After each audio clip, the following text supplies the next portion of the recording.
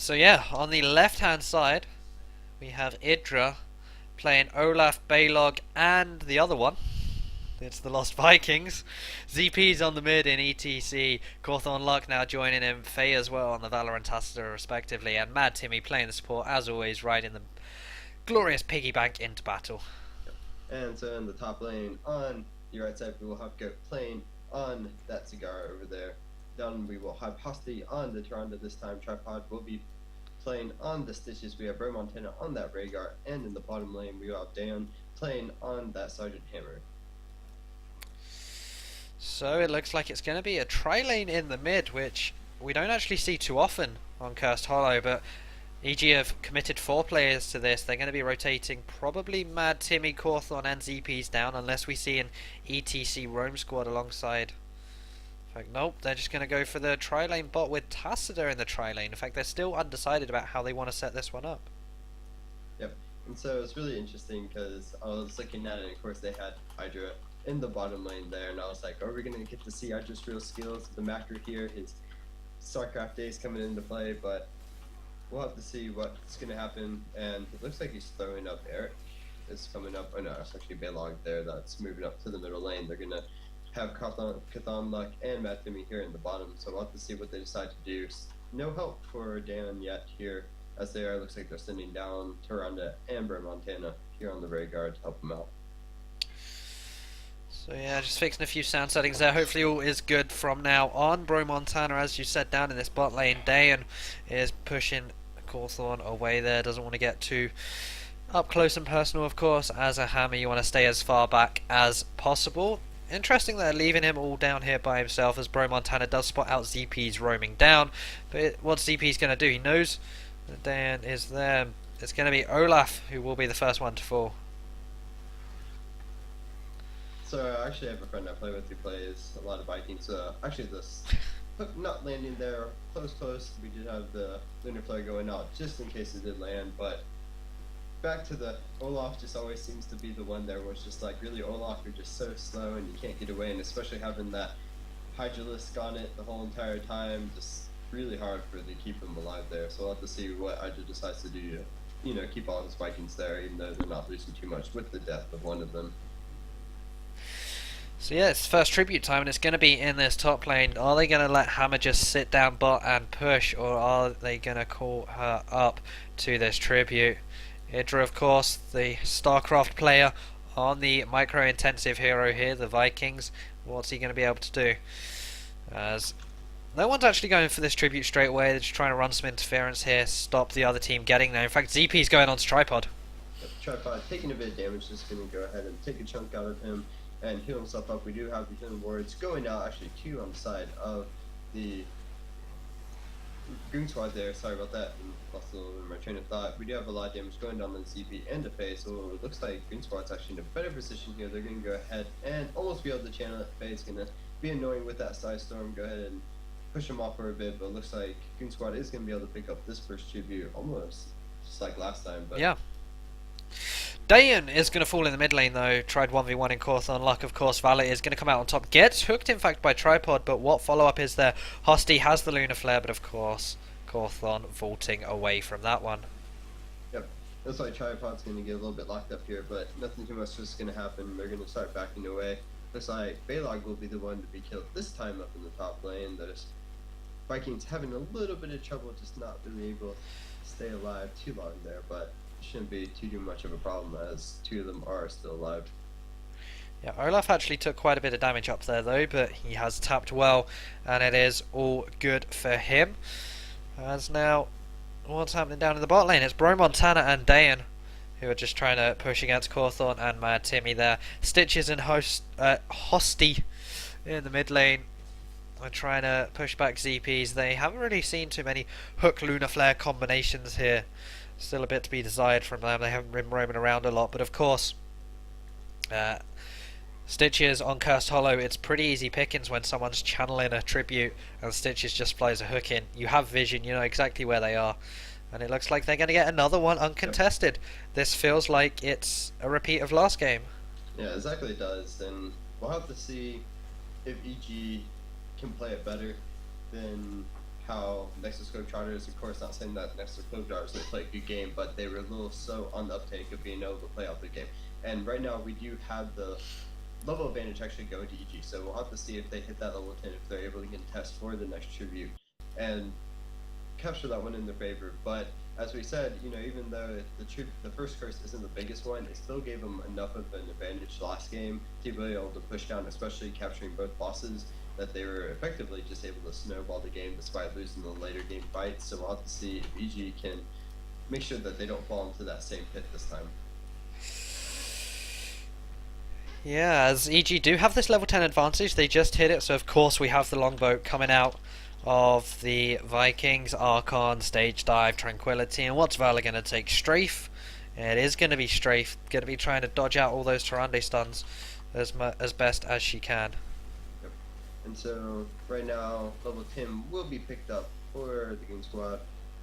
And the curse has come up. We do have Hydra already sitting there waiting for it. We do have the future ball coming up for Stitches, Ancestral Killing coming up for the Rhaegar. But it looks like the fight has started. They're going to be able to pick up Hosty, falling almost, but the Ancestral Healing coming out clutch and able to keep him up. That is huge right there. They're going to try to turn this fight. ZP getting hooked back in. Will he fall right there? He will be the first one to fall. It is the first actual kill of the game right there going down for the side of Goon Squad. They have a couple of those kills on the Vikings, but nothing too big there. So really clutch coming out there to be able to pick up this curse.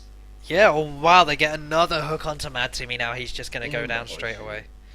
That was such a big pickup right there. No way for Mad Timmy to get up. And they're just doing exactly what they did last time. They're not really going for any structures, but they're going straight onto this boss, knowing that Mad Timmy's down. There's real no way for EG to be able to contest this. And they're like, well, we're just going to go ahead and pick up whatever advantage we can get on this curse right now. Yep, and this is what they did last time. They got that first curse, they got the boss, and in fact EG are going for the extremely ballsy play here. Level 11 to 11, they're now gonna be backing off. They knew this was too far. All it took was for Goon Squad to just move up past the towers, past the vision, and just be in vision of EG to know that they were moving up, and it forced EG off of the boss. And that previous fight, the clutch ancestral heal. Yes, on Hosty. That came up huge. Just Hosty looking like he was about to fall, but then next thing you know, topped off, and right after that, the fight just turned. And last game, they weren't able really to take too much. This game, though, having that Cigar and that Sergeant Hammer during that curse, just that's that Olaf. Fort stood no chance, and then the boss took the bottom one. Olaf once again has fallen. He's a feeder, and they're going to go straight onto this top one, knowing that there are two members down in the bottom that are going to have to, because this boss is still at about 9,000 health here. It's just not going to fall anytime soon unless they start putting resources to it. Faye using the dimensional shift in order to stray away from that hook right there, but that is the top fort down, and that is 3/4 to none in favor of the Goon Squad. Yeah, as unfortunately the boss was going for the gate in the bot lane rather than the towers, so they didn't get any XP off of it, but they're going to get their own boss now. After getting this top fort, they're going to fall back, take their own boss, play it safe, take their merc camps, do what they need to do, just gain more map control. And I'm really impressed with how cool, calm and collected Goon Squad are here. They're making some great calls, and we saw it in the last game where there was a tribute up and they were like, nope, we don't care if it's in our own half, we're just going to go take the enemy boss. And it's calls like that that win you games, and they're playing really well tonight. Yeah, and that boss just for free. Of course, ETC did have the stage dive, which allowed CP to kind of split away from his team, but still, EG found no way that they could get in. I don't know. It looked like they did know that the boss was being taken, but they still just couldn't find any way to get in, probably without being turned upon right there. So right now, EG is pretty much being forced into the same situation that Nexus was last game, and we'll have to see if they can adapt to it better and somehow find a way to get back into this game a lot sooner, because if not, they're just going to get pushed down the same way that Nexus did last game. Yeah, and we know how that one ended. Goon Squad are indeed here in the final. They're actually going to try and catch ZPs out here. Tripod looking to get a hook, but there's a minion wave there.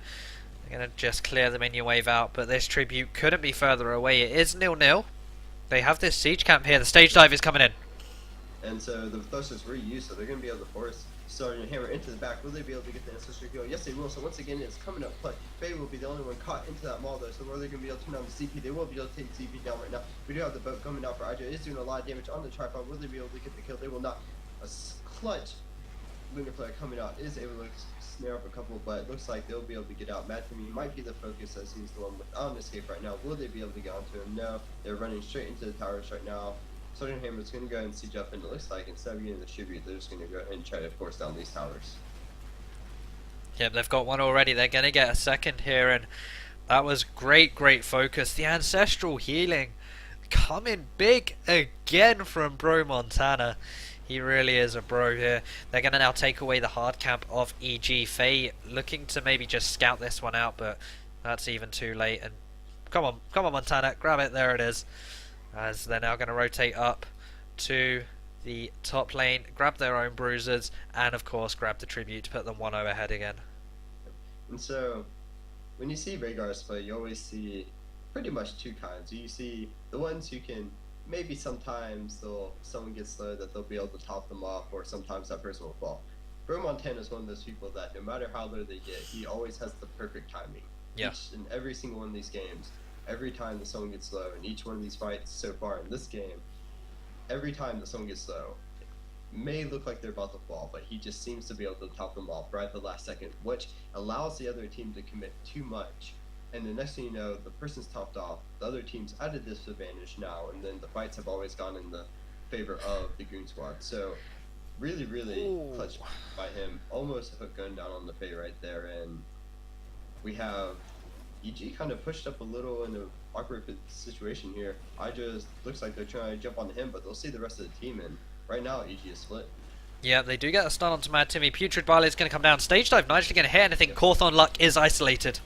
So it looks like they're going to try to jump on the CP. A lot of damage going down onto him. Mad Timmy actually taking a bit too. He's going to have to pop that Tranquility to keep everybody up. The hook goes down onto him, but it looks like right now Goon Squad is trying to back off right here. Him taking a bit of damage, but it looks like they're going to try to turn with Tripod going in right there. He's popping the picture box, but he will fall right there. Faye is low, but does have that dimensional shift to keep her alive right there. She is going to go ahead, and they're going to be able to pick up the kill onto Trynder.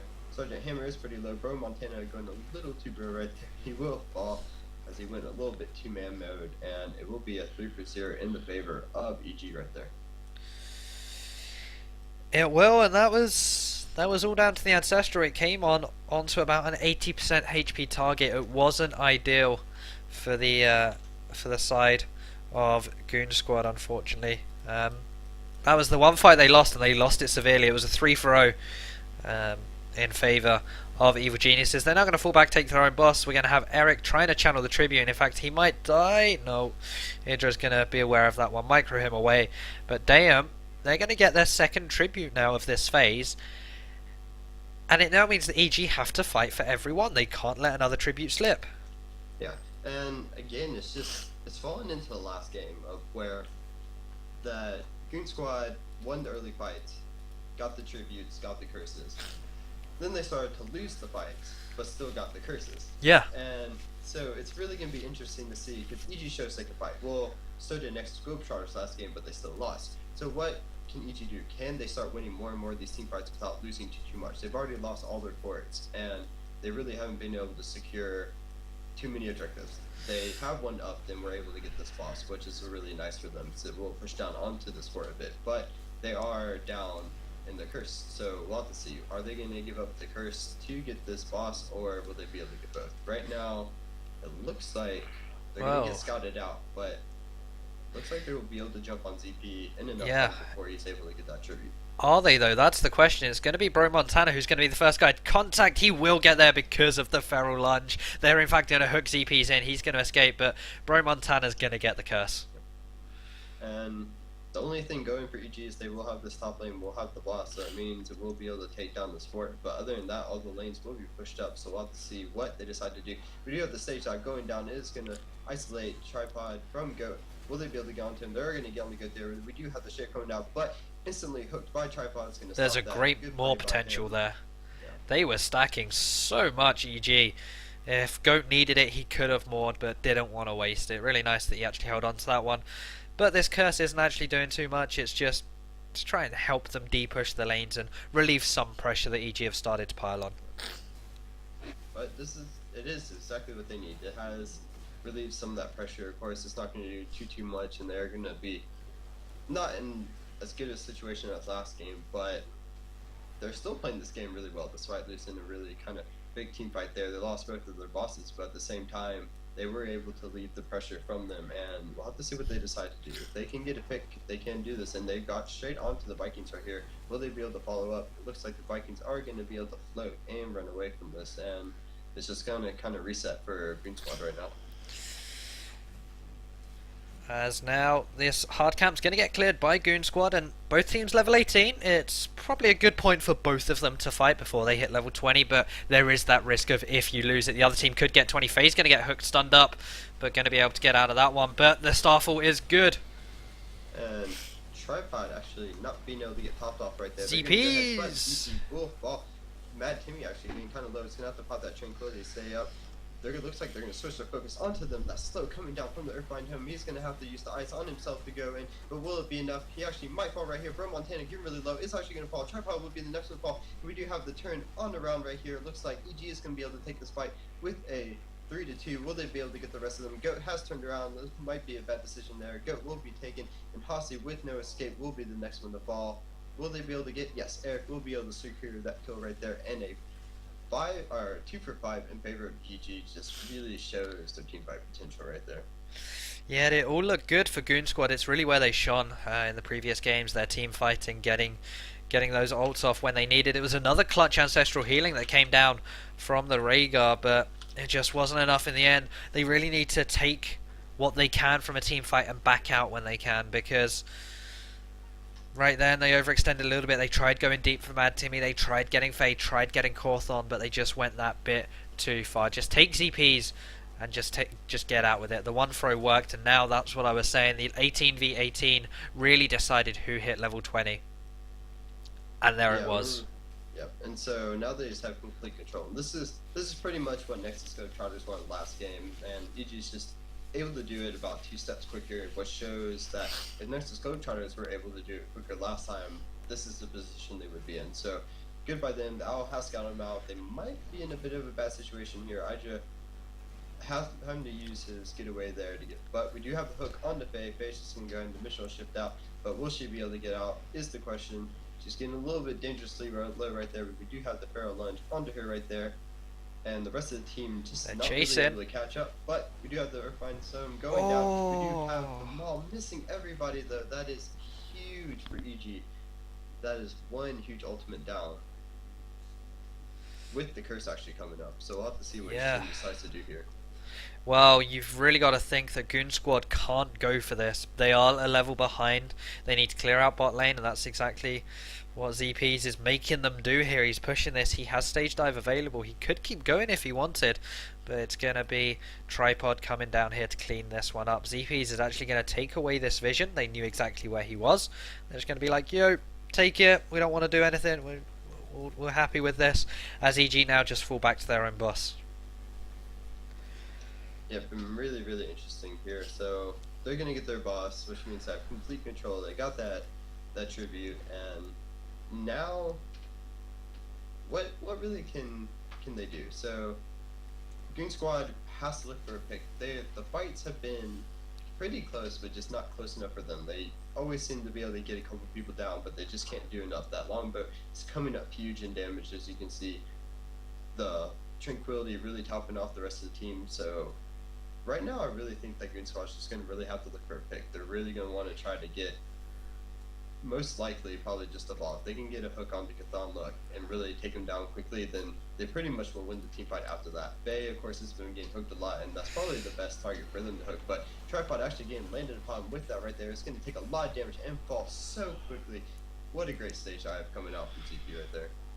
Yeah, but of course, the reduced channel time means that it's a big surprise. Hosty now getting caught out. Use this as Starfall. Ancestral healing is good, but it's not enough. He gets taken down as now the longbow is doing its thing. The Maw is probably one of the only things that longbow can get CC'd by. It stops it in its tracks, but this boss is hammering away. 3 versus 5 defense now. Well, effectively 3 versus 7. Ball right there, and that is just 3 for 0 in favor of EG. That's just huge for them. They have so much pushing potential right now. The tribute has spawned, but we'll have to see if they just decide to push onto this core, because they have enough time to win this game. We do have the strafe going out. Nothing can stop it right now. And so much damage is going down to the core. The core is losing its shield so quickly. They're going to turn 80%, 70%, 60%, and it looks like this game is over. EG is about to take this game 1 in the Special 3 series, and GG to them. Yep, so there it is again though. Goon Squad coming out big.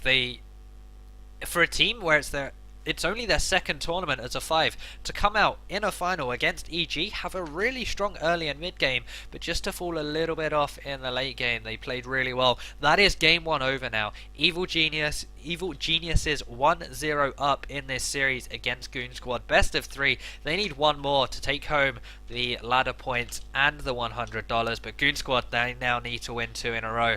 So we're going to take a very quick break. I will try and sort out the sound issues that people were talking about in the chat. I'll do my best. I apologise if it doesn't fix, but I will try. Stay tuned. We'll be about 5-10 minutes until the next game comes back. So guys, we'll see you on the other side.